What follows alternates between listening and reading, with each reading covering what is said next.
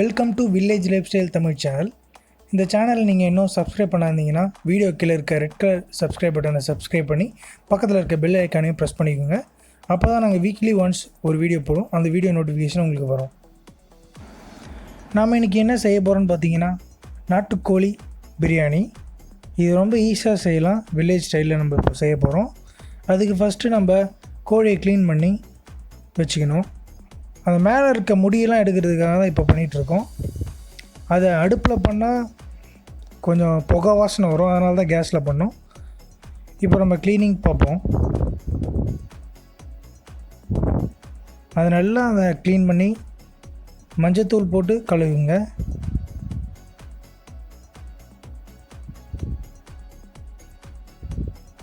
மஞ்சத்தூள் போட்டால் தான் அது மேலே இருக்க கிருமி எதனா இருந்தது தான் அது போயிடும், ஃப்ரெஷ்ஷாக நமக்கு கிடைக்கும்.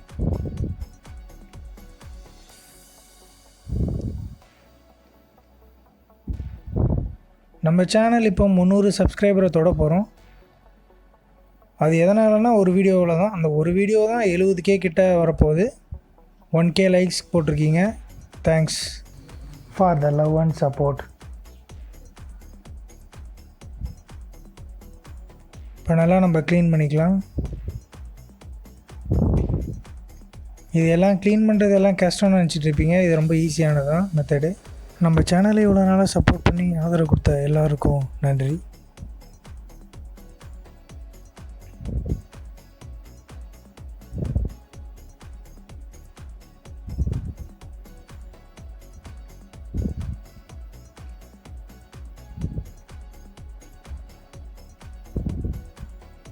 நம்ம பிரியாணிக்கு ஏற்ற மாதிரி அந்த சிக்கனை நல்லா வெட்டிக்கலாம். பெருசு பெருசாக வெட்டலாம், ஒன்றும் பிரச்சனை இருக்காது.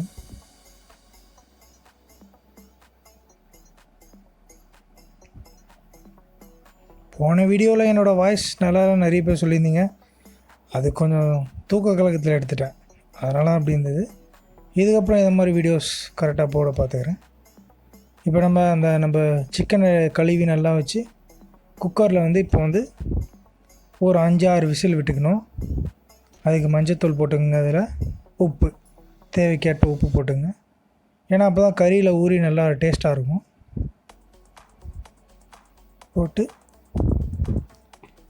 கேஸை பற்ற வச்சுருங்க. ஏன் நம்ம கேஸில் போடுறோன்னு பார்த்தீங்கன்னா இன்றைக்கி ரொம்ப மழை, அதனால தான் அடுப்பில் செய்ய முடியல. அடுப்பில் செஞ்சால் தான் இன்னும் டேஸ்ட்டு சூப்பராக வரும். இது 5-6 விசில் விட்டால் போதும், நல்லா வெந்துடும். வெந்ததும் இப்படி தான் இருக்கும், பார்க்கலாம். நல்லா வெந்திருக்கு. இதை அப்படியே ஒரு பக்கம் வச்சுட்டு நம்ம இன்க்ரீடியன்ட்ஸில் என்னென்னு பார்ப்போம். முதல்ல பிரியாணி அரிசி, பாஸ்மதி ரைஸ் தான் எடுத்துருக்கோம். தயிர், பட்டை, இஞ்சி, பூண்டு, புதினா, கொத்தமல்லி, தக்காளி, வெங்காயம், அவ்வளோதான் இதோட இன்க்ரீடியன்ட்ஸ். நாட்டுக்கோழி பிரியாணிக்கு என்ன எக்ஸ்ட்ரா சேர்க்கணுன்னா கொஞ்சம் இஞ்சி பூண்டு மட்டும் எக்ஸ்ட்ரா சேர்த்தா நல்லாயிருக்கும். பாத்திரம் வச்சுக்கலாம், ட்ரம் வச்சுருக்கோம். நல்லெண்ணெய் ஊற்றிக்கலாம்.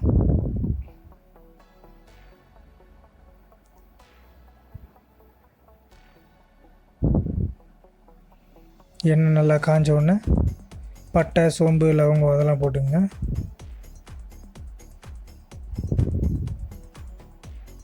அப்புறம் நம்ம வெட்டி வச்சிருந்த வெங்காயமும் போட்டுக்கலாம்.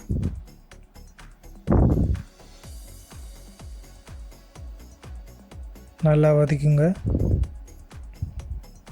நல்லா கோல்டன் ப்ரௌனாக வர வரையும் வதக்கணும். ரொம்பவும் தீஞ்சிடக்கூடாது, நல்லா இருக்காது. பச்சை மிளகா போட்டுக்கலாம். பச்சை மிளகா நம்ம கம்மியாக போட்டுக்கலாம், ஏன்னா மிளகாத்தூள் தான் நிறைய யூஸ் பண்ணுவோம்.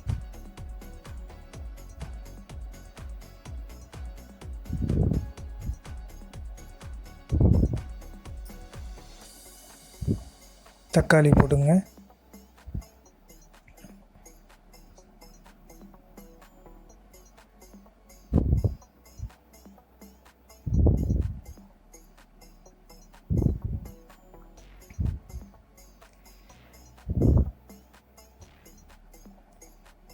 தக்காளி நல்லா வெந்த பிறகு இஞ்சி,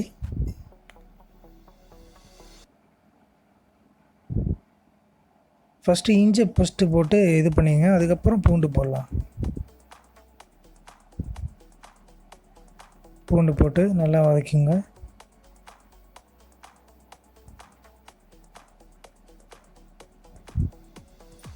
அப்புறம் புதினா போட்டு நல்லா வதக்குங்க.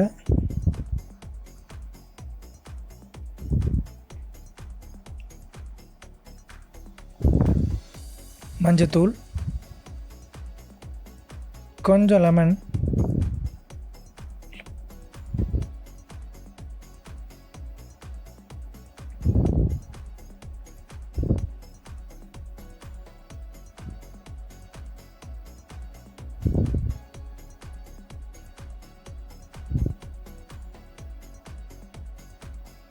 இப்போ நம்ம வேக வச்ச சிக்கனை போட்டுடலாம்.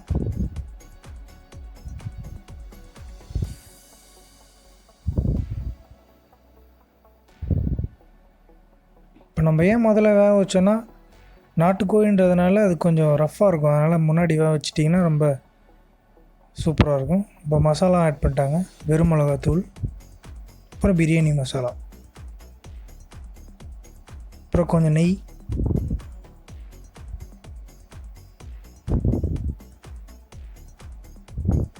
நெய் போட்டுட்டு கொஞ்சமாக கலரி விட்டுக்குங்க.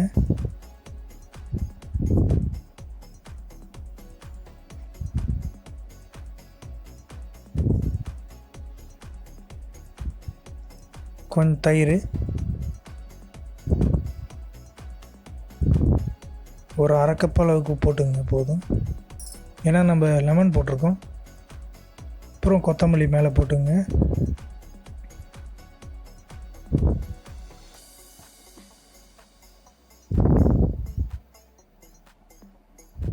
கொத்தமல்லி போட்டு நல்லா கலரி விட்டுங்க. அப்புறம் அந்த சிக்கன் வேக வச்சோம்ல, அந்த ஸ்டாக் எடுத்து இதில் ஊற்றிங்க. ஏன்னா அப்போ தான் அதில் டேஸ்ட்டு ஃபுல்லாக இறங்கியிருக்கும். இதில் ஊற்றிங்க. அரிசிக்கு ஏற்ற மாதிரி தண்ணி வைப்பீங்களா, அந்த அளவுக்கு தண்ணி ஊற்றிங்க.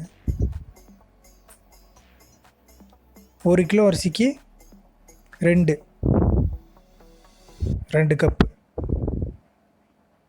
அரிசி போட்டுக்கலாம்.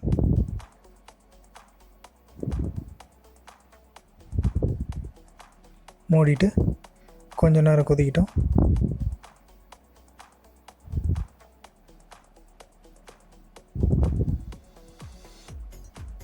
இப்போ நம்ம தம் கட்ட போகிறோம். மேலே ஏதாவது ஒரு துணி எடுத்து போட்டுங்க.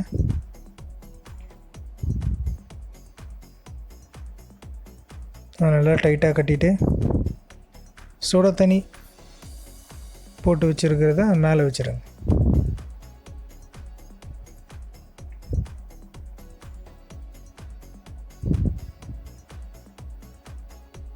இது கொஞ்ச நேரம் அப்படியே இருக்கட்டும். ஆவியெல்லாம் போயிட்டோன்னே அவ்வளோதான், நம்ம பிரியாணி ரெடி. பார்த்திங்கன்னா திறக்கிறோம். பிரியாணி நல்லா வெந்திருக்கு. நல்லா உதிரியாக இருக்குது.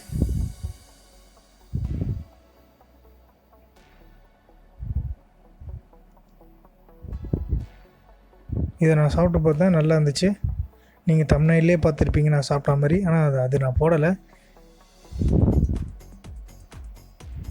அவ்வளோதான் ஃப்ரெண்ட்ஸ்.